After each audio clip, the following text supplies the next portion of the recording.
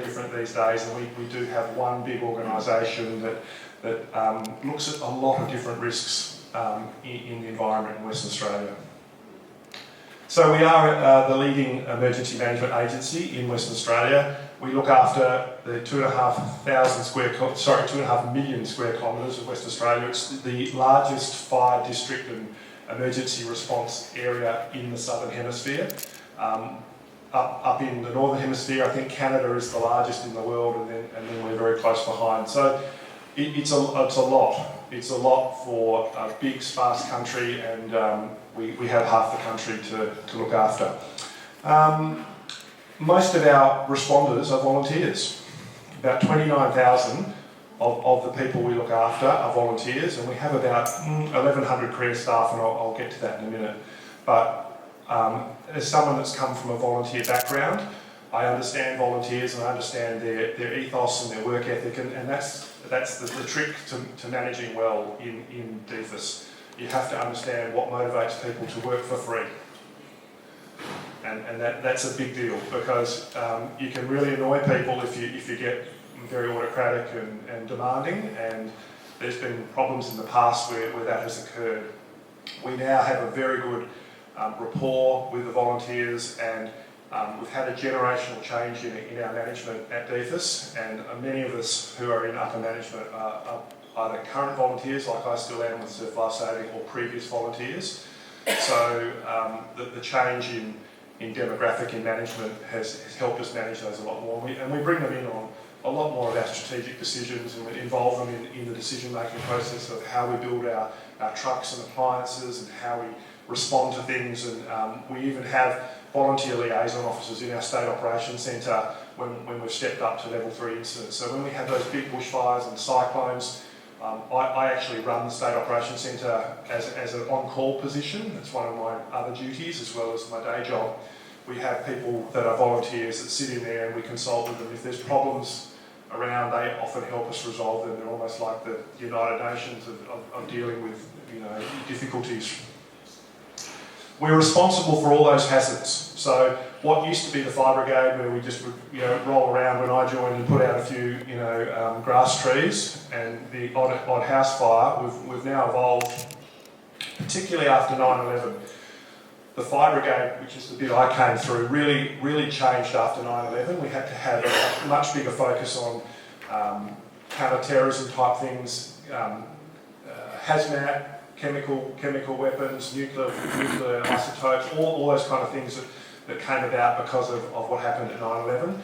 And the federal government asked us to step up our capability, which we did in the early 2000s, and that's why you can see we're now responsible for hazmat, which is the second one, which also includes CBRN, which is chemical, biological, radiological, nuclear, and that's quite a big deal. We have a whole branch with scientists that work for us that help us liaise with the Chem Centre at Curtin University in dealing with lots of hazards. So it might be a truck accident on a highway somewhere with a mixed load of chemicals, or it might be something a little bit more different where the police are involved. But our role is to usually contain and clean up, and that can be quite dangerous if you wading through puddles of God knows what. So you've got to be very careful. So that's our primary responsibilities, but we also have secondary responsibilities or combat agency responsibilities for other things as well, and that's why we've become a very broad department. We assist the police with marine search and rescue. We have the whole of marine rescue in WA under us now.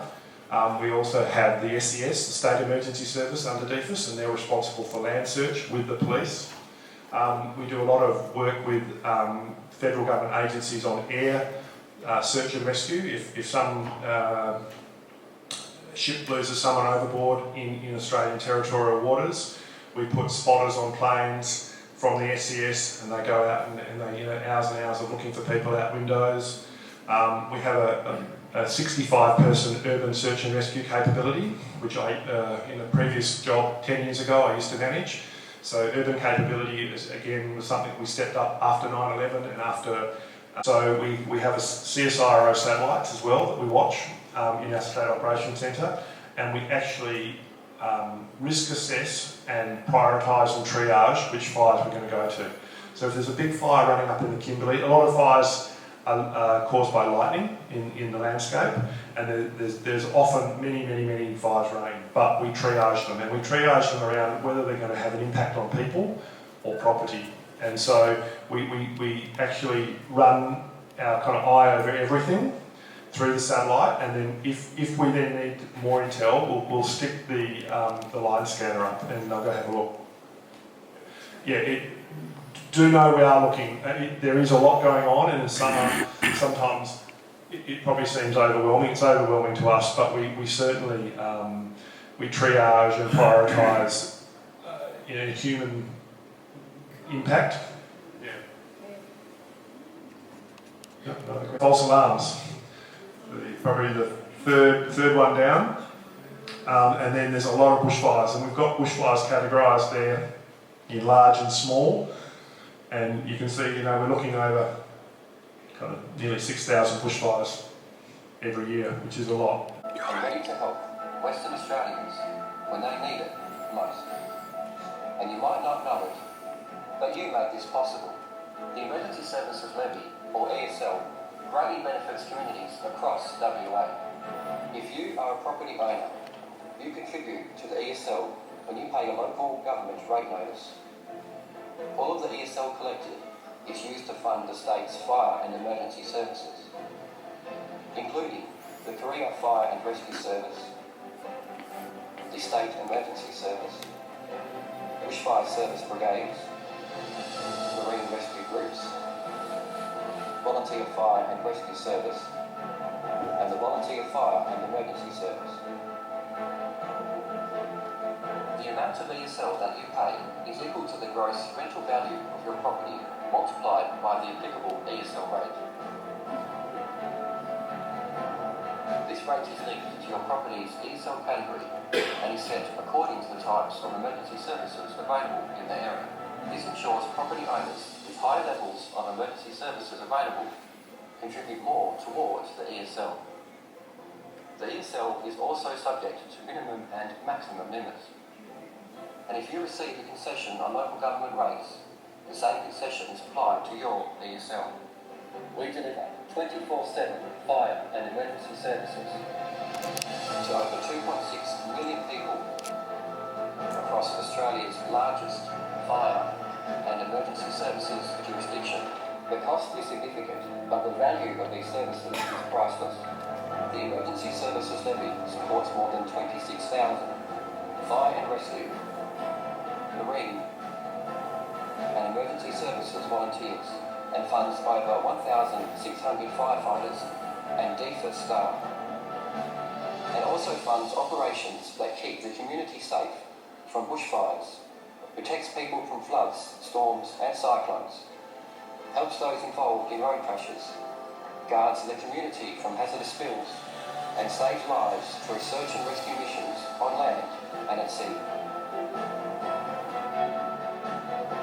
We carefully plan what is needed each year, so that 100% of the ESL is invested directly back to provide 24/7 fire and emergency services across WA.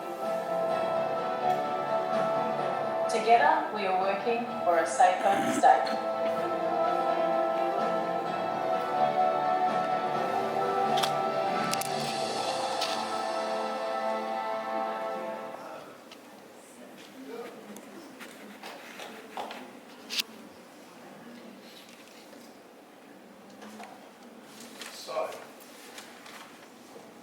So I want to thank you all for paying your ESL and keeping me in a job. Beg your pardon? Oh, thank you. No, it's my teams that do it now. I'm just a lackey. I'll take some questions at the end. Don't worry, just cross your fingers, I'll come back to you. The ESL, or Emergency Service Levy, funds lots of other things too. Our 000 centre, so we have a trip where all the calls come to. We have a team that works 24/7 taking 000 calls. We have a state operations centre, which I was talking about before, which runs things all day and night when everyone's asleep. We're there, keeping a watch on everything. We run emergency service vehicles. We have a fleet of 1,600 vehicles across the state. It's huge. We're constantly turning over the vehicles, refreshing them, buying new ones. We provide so much training to the volunteers. We have a training academy at Forestfield, but we also go out to the regions and train all the volunteers in the region, so that costs money. We also support bushfire mitigation, so we look after all the unallocated Crown land around the state as well. We have teams of people that just look at the bushfire risk, and they'll go out and they'll slash, or they'll chemically spray, or they'll back burn, or prescribe burn as well. Our facilities, as I was talking about before, we're upgrading our facilities to have better facilities for all genders. Our aerial fleet, which I've already spoken about. We also have just upgraded the Emergency WA app. If you don't have that, or if you're a user of iPhones and phones, there's an Emergency WA app which you can get to, which can tell you everything we're doing all the time. We're completely transparent. You can look on there and see everything we're doing all the time. And we also have our safety and education people. So we've got a museum in Perth, which is also a heritage centre, which all the school kids come through, and we teach them about fire safety. So the ESL contributes quite a bit back to the community. Spoken about all those before, but I want to talk about the future. So about 2 weeks ago, I was up in Singapore looking at one of their new ladders. We're about to upgrade our fleet of hydraulic platforms and ladders. So currently we only have 2. And we kind of think that it's a bit naff to only have 2 in a state as big as ours now. We've got the Metronet railway, which is now having railway put above roads and elevated, and we kind of know that the risk is changing. So we've been looking around and lots of different things, and we're also looking at EVs. So that truck in the picture there is electric and really expensive, and it's the first that has come out. So we're looking at it. We probably won't buy one of these because they're very expensive, but that's the world that's changing. We need to have better elevated platforms with all the apartment living that's now happening. It's not just house fires in like areas like this. We've got Subiaco with high-rise apartments. When I say high-rise, I'm talking up to like 5 stories. We've got all down in Cannington, Coburn, and in Joondalup, a lot of apartments being built. So we're being challenged by this now vertical living and the way the government's now doing high density, and we need to change the way we operate. So the funny story is I was in Singapore, and we have 2 ladders, and in Singapore, their little 45-kilometre wide island, they have 19. But they're also cashed up. So Singapore have got more money than you can believe. Also high-rise. Correct. That's right, and that's why they've got them, and that's where we're going. So that's why I was up there. So they've bought 2 $6 million 90-metre ladders, and they took me for a ride up in one, and I got to 32.5 metres, and Singapore's like it's like Melbourne. The weather changes every 5 minutes, and so this big electrical storm comes coming in, and the poor little guy who's about this big says, "Oh, I've got to put it down. They're going to get struck by lightning." So I was hoping to get to 90 metres. But they also told me we couldn't go to 90 metres because in Singapore to go that high you need air traffic control permission. Which is just bizarre. So it's a strange world, right? Yeah, because they've got 3 airports on that island. They've got Changi and then they've got 2 military airports, and so they just said, no, you can't have it. So we went down. But we won't be buying those. They're way too big, way too heavy. They weigh 48 tonnes. They're just ridiculous. We're looking for something about 28 metres, and we'll probably in the next 10 years, your Daglish Fire Station, which I used to run many years ago, will likely have a ladder, but about 28 metres. So this one is amazing. This thing comes from Germany, and the reason why I was in Singapore is I also had they bought one because they have one of everything in Singapore, and it's a very very different looking fire truck, and for all of us, it's kind of like, ooh, that's different. And for the people who understand how wheels work, if you look at the front wheel and the back wheel, you can see they're both turning. So that it's got an ability, they call it to crab. So they can change the wheels, and so for Singapore, this is really good because they can turn in all the little small streets. But what it can also do is the back wheel and the front wheel can turn and crab out, so they're not, when they're parallel parking, they can almost go sideways.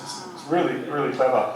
But you pay millions for one of these. But like I said, Singapore, they've got to have it. So you can see there's the blue bit there is where the battery is. Massive, big lithium-ion batteries based on a Volvo Penta system. So there's a electric drive motor, and then there's also a Volvo Penta engine as well. So they've got backup, because the big thing everyone worries about with a battery-powered fire truck is what happens when it runs out of juice. So they have a backup in a Volvo Penta engine as well. So I don't know how that's environmentally friendly, but that's where we've got to. So you've got to have a think about that.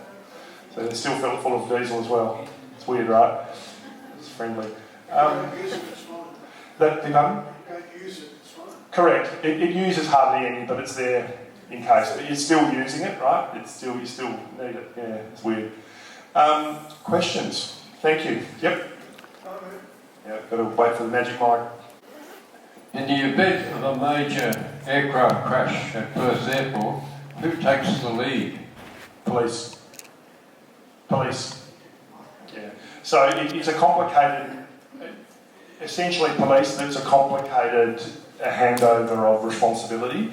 It depends where it crashes. So if it crashes within Perth Airport, it's the Australian Federal Police. If it crashes outside of the Perth Airport, the wire, it's WA Police. But I bet you can guess who does all the work. We do, yeah. About the firebomber planes, do they all have to go to Jandakot and refill there? Some do. No, we have them based all around the place. So we have we have several facilities. So I'll go from the bottom to the top. The yellow ones we have at Perth, as in Gingin, Perth, like back of Pierce. We have them at Jandakot. We have them at Bunbury, and we have them at Albany, and we move one between Albany and Esperance depending on what the fire weather's doing. The two Black Hawks that we have, they're based out in Serpentine. There's an airfield in Serpentine. We have them there. The C-130s, the big Coulson's one that dropped the red retardant, that's in Bustleton. And the RAC helicopters, there's two of them. There's one in Bunbury and one at Jandakot. And we're about to do a new base at Jandakot for that. We also have retardant mixing, so that red slurry I was talking about, we have two mixing facilities for that, because it comes in like a big 1 metre by 1 metre packet that looks like gelatine, like you're making jelly. It comes in a big packet and you put it in this big thing that looks like a cement mixer, and it mixes it with water and to make the slurry. So we have a retardant mixing facility at Pierce Air Force Base and also at Bustleton, so that we've got the ability to move them around. Thank you. I'd just like to take this opportunity to thank all the firefighters and the volunteers especially, because Australia could not survive without their volunteers. That's correct. And congratulations on involving them more and letting them choose how they want to be called. Yeah. On another thing, completely different, it was a very nice video, but may I make a suggestion? When people talk, shut down the music. So I just pulled that off the internet. That's on our website. Yeah. Because it is annoying. Okay. But it was a lovely score when everything I'll is let them quiet. know. And they do the same on the TV, and it is annoying. But Okay. thank you very much for today as well. Most you. appreciated. Thank you. Well, I have one more. Yes. With the number of high-rise buildings in Perth still coated with this flammable cladding, are you going to use drones like they do in other cities now to get the water up to them? Okay, so we're lucky in Perth we don't have that many that are in with the cladding. So the Grenfell cladding you're talking about, which was the sandwich cladding, has a flammable foam in the middle. All of the ones in Perth we've been working with DFES, which is, you probably remember as Consumer Affairs. So DFES is the Department for Mines, Industry, Regulation and something else, one of those big long names. But we've mapped them all and we have a different response to all of them. And we've worked with most of the owners of those buildings to remove the cladding. So you'll notice there's been QV1 in Perth, you've noticed there's been cranes on that for about the last 18 months. That's what they've been doing. So they've been slowly removing the cladding on QV1 because QV1 was one of them, and the other one that had it was, you know, the old Highlight 33 rotating restaurant that's further down. So that one had cladding as well, and they shut that down one Christmas and went hammer and tong the whole, you know, break and removed it all. So the insurance companies have forced the removal of a lot of that because of the risk, and so we do use drones, but not for water. We use drones more for surveillance and intel, but the problem with drones is the compliance for CASA to use them in a populated area is huge. So you've got to have a chief pilot, you've got to have a whole lot of compliance, you've got to lodge a flight plan. There's a whole, with drones, the compliance is huge. So we tend to use the drones out in the country at bushfires where we can't get around them quickly. We can put up a drone, push it out, or the other thing we've been using drones for lately, the smaller ones, which don't have the same licensing requirements as hazmat jobs. So if we go to a hazardous materials spill and we have to go and read the label of what has spilled, instead of putting the canaries in to go and do it, we can send a drone in and we can sit there with our tablet and read the UN number. So all chemicals have a UN number that we can then identify what it is and what we need to do to combat it, whether it's put sand on it, whether it's put water it down, or whatever it is. We've got a chemist that tells us that, but you need to get the UN number. So we do use drones, but I don't think we're going to be using them for using water because the lift is too heavy, yeah. So this gentleman here had a question. Oh, thanks. Yeah. I think about a month ago there was a sea rescue required out down the south, and from memory a rescue boat, police and a plane was sent out, but the person that was in trouble come back to shore under his own steam. Why was so many sent out to him, and who bears the cost of those three going out there? So it's not as, the cost is the taxpayer, right? That's our part of our international agreement to seafarers. So the police, it's already paid. It's a sunk cost. You've already paid for that. The volunteers, they're pretty cheap because they're volunteers. So it's a fuel cost. I'm being facetious, but we have international agreements that if it's in our territorial water, we go. And you don't know what you're going to get until you get there. I don't know why that one was that, but the plane you're talking about is a Commonwealth plane, and that's based at Perth Airport, and that's the search and rescue one, which is AMSAR. So again, it's all paid already. They're sitting there waiting. So is there any comeback to the person that actually started the... I don't think so. I think as part of the act with seafarers, we just go and do it. Yeah, and it's just a good corporate citizen, good citizen type, thing. Make a donation.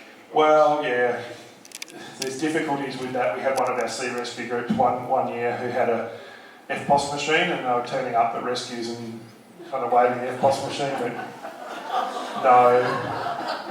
So yeah, I won't say which one, but they got a bit of a smack because that's a bit naughty, particularly when you're funded by the taxpayer, your boat's funded, the fuel's funded. The money was going elsewhere, so a little bit naughty. Yep. We'll get to you all. I think there's a man with a microphone here. I was interested in my numbers. You showed 1,269 employees, and when you were speaking you said 1,100 roughly, and you had 29,000 volunteers, and you said a lower figure. Now, most organisations have trouble getting volunteers. Are you having trouble getting volunteers, and why are there less career staff? Okay, career staff are generally people like me that have come through the career fire service. And we also have admin staff. That's why the numbers are a bit rubbery, on what I showed.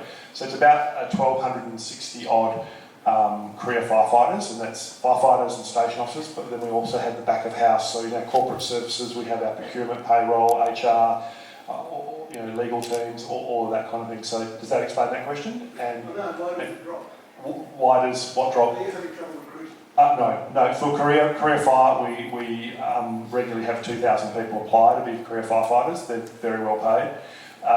And volunteers, no. We are we battle to keep up with the training of volunteers. You know, there's people lining up to do it, particularly the SES. The SES had a drop about 10 years ago, and they're picking back up. So it's generational a little bit, but generally no.